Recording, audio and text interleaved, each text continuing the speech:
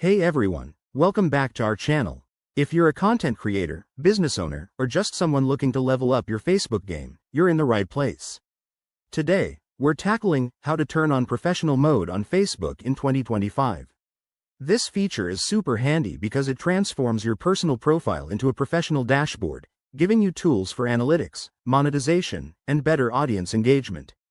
Let's dive right in. First things first, make sure you're using the latest version of the Facebook app or website, as features might have updated by 2025.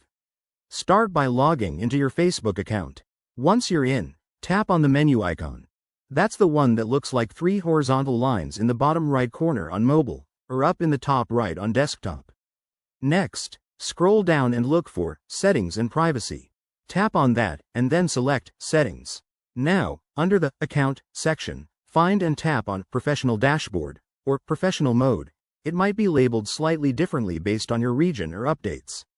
If you don't see it right away, don't worry. Sometimes it's under Pages, if you're managing a business page.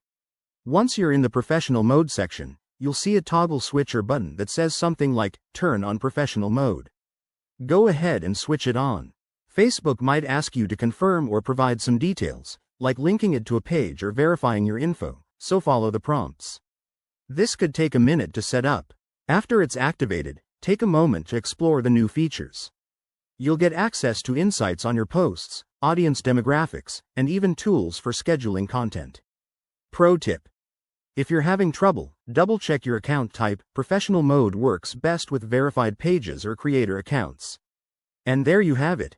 You've successfully turned on professional mode on Facebook for 2025. This will help you grow your online presence like a pro. If you found this helpful, give it a thumbs up, subscribe for more tech tips, and drop a comment below if you run into any issues.